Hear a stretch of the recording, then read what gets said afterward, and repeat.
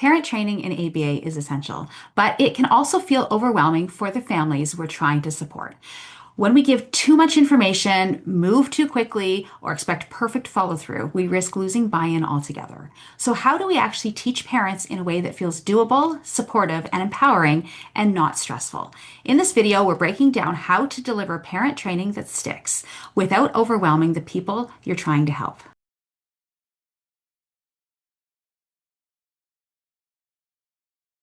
Hi, I'm Shira. And I'm Shayna. We are behavior analysts who create weekly content about how to teach kids with autism so that they make real progress.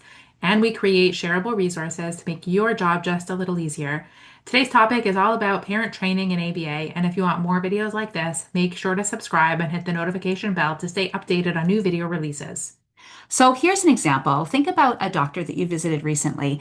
You may have gone to the doctor and maybe the doctor was really busy and was super dismissive. He couldn't wait to get you out of there and on to the next patient. And, how did you feel? You felt like overwhelmed a little bit, I'm sure, and probably not heard. Think about it if you go to a doctor who's actually really supportive and your doctor empathizes with you and you feel heard at the end of the day, it just feels so much better and such a better experience. So think about that as a behavior analyst when we're coaching parents. Think about which quote unquote doctor you want to be. And there's a number of reasons why parent training can feel so overwhelming.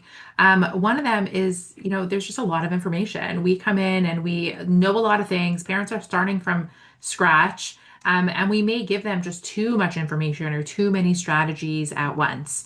Parents also have a lot of demands going on in their life. They may have other kids, they may have a job, other things besides for your ABA program, surprise, surprise, are very, need their attention. And so it can be overwhelming to now have another thing to do.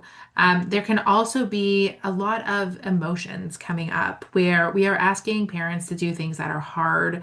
There might be fear, there might be some guilt, around a child who has a lot of needs, but also frustration. There's just a lot of things that get in the way. That really aren't actually in the way. Like they do need to be processed, they need to be met. And there might even be a mismatch between our expectations and what's actually happening in real life. We might come in with these great ideas, but that doesn't fit into their life. And it doesn't fit into their routines and what they can actually do in a day.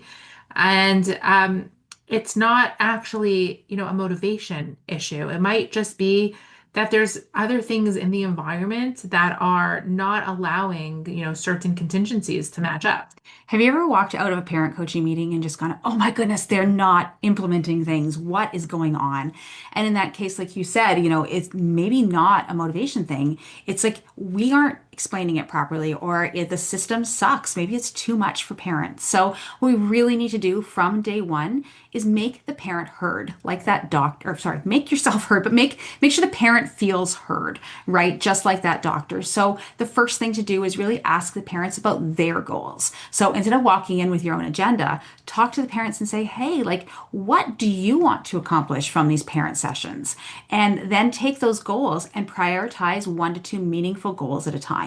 If you're working on more than that, it's too many goals. It's too overwhelming. Even if you have those parents that say, I have my long laundry list, let's just get this done. Focus on a few things at once. It'll make all the difference in the world. And once you look at those 2 meaningful goals, you can say, okay, well, which one is going to make the biggest impact on daily life and start there. And I think it's really important to let go of what is, good programming or even perfect programming or what we might implement if we were running these goals or we were running the sessions and really focus on what's going to make sense, what's going to be practical because our sessions might look like, a lot of receptive and expressive language goals, but that's not really meaningful in a family. You might really want to focus on toilet training or on a bedtime routine or on following instructions because those are really practical and meaningful and are going to make a huge difference in the family's life. Yeah, I remember when like one of my very first ABA sessions, I just started with this kiddo. I was new to the field of ABA. I was really excited about it because I was seeing real change. And, the mom came down to watch the session. It was home based. And I was really super excited to have the mom there. So I started showing her some discrete trials and trying to teach her how to do discrete trials. Well, her eyes clouded over and she went, what? And I was so frustrated because she wasn't doing these discrete trials outside of session. And I couldn't understand why. Well, duh, Shayna, like it wasn't practical for her. It wasn't real life. Like give her something that matters.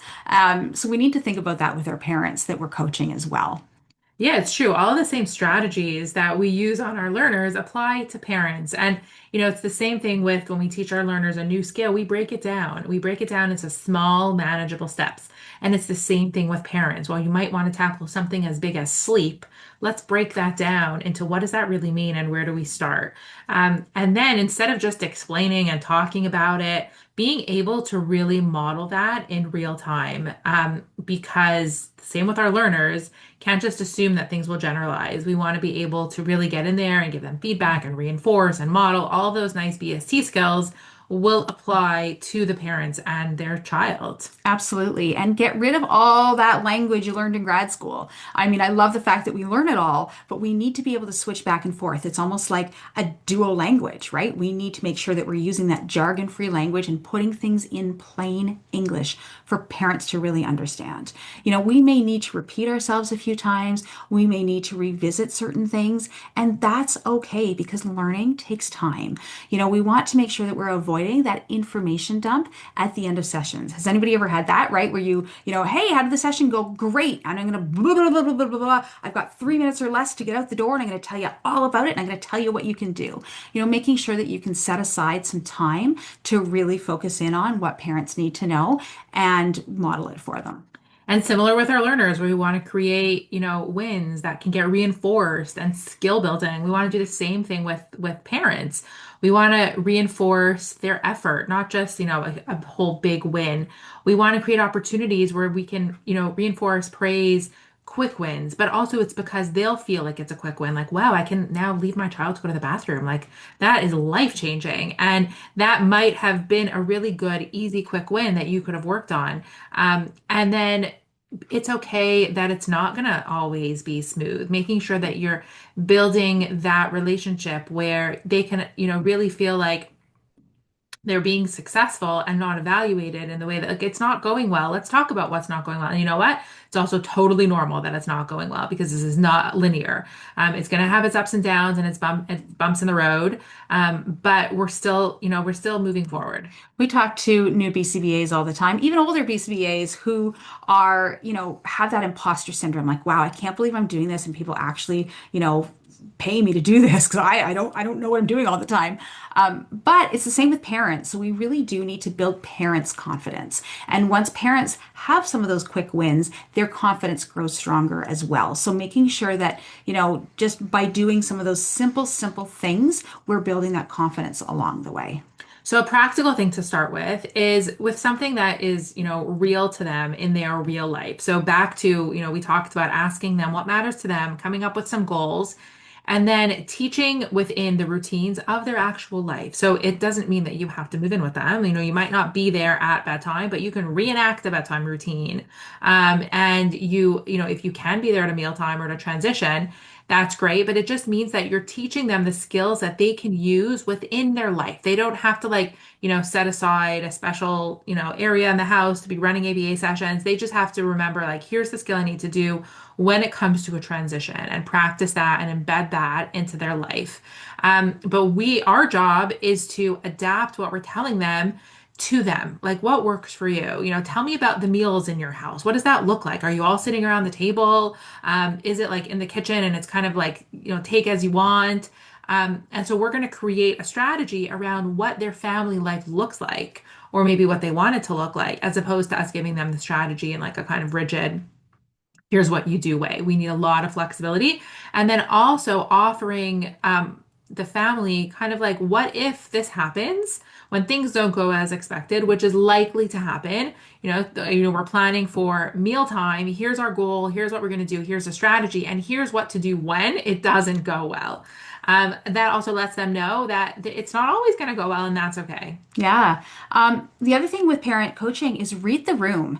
And this is super crucial. And what I mean by this is knowing when to pull back and when to give more, even. But usually it's when to pull back. Have you ever been in a parent coaching session? You schedule an hour and you're trying to give some information. And after about 10 minutes, the parent's eyes glaze over. You go, oh, okay, I think we're done. You really, look for those signs of overwhelm, both verbal and nonverbal, but label it like, oh, I see that this can be overwhelming for you. Let's take a step back. Really know when to pause, whether to shift your focus, simplify what you're talking about, and asking for feedback along the way. And when you're asking for feedback, that's a way that helps parents feel safe and included as well. And, when you're adjusting those expectations, it doesn't mean you're lowering your standards. It really just means that we're trying to adjust a little bit so that we can get those wins. We talk a lot about collaboration over compliance with our learners, but that really applies to a lot of things in our life. And when working with parents, we want to move away from, us being the expert and finding out, did you do your homework? Did you do the thing I told you to do? And really partnering with parents, finding out like what are some of the challenges for you and what are some of the things that you want, and really hearing more and being curious about the family's values, their culture, like what they're even capable of. And then being able to make those decisions together as opposed to, I'm going to tell you what to do and you're going to do it. It's going to be like, how do we come up with this together? Let's brainstorm what's going to work for you, and build it more collaboratively. Yeah, let's talk about some practical tools that we can use right away in parent coaching sessions.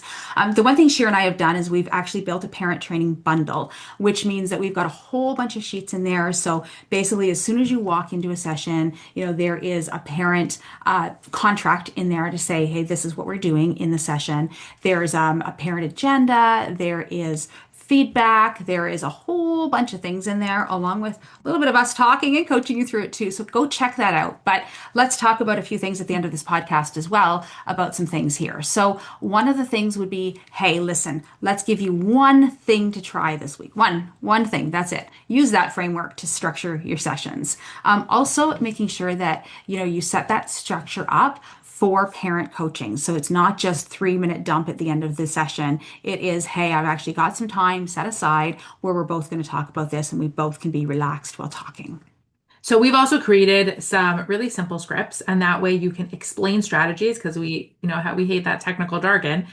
Explain it really simply, and so use our scripts. Practice in the mirror, do whatever you need to do, but explain things very simply. And then what we really like is while you're explaining something, pause and do a quick check-in. Like, they could either repeat back, they could, you could ask them to summarize what it is that you've said, or just check in, like, how are you feeling about that? Is it something you're comfortable with? And those are some really good tools, that you can start using. Yeah, and behavioral skills training. I mean, we've all been trained in that, or hopefully, anyways. We have another video. It's episode 133 on behavioral skills training. Check that out as well. But we can use that for parents, not just for students. For more information on parent coaching and ABA, click the link on or around this video or in the description to purchase our ultimate parent partnership bundle. We also encourage you to subscribe to the channel so you don't miss any future videos, and leave a like and comment below if you have further questions.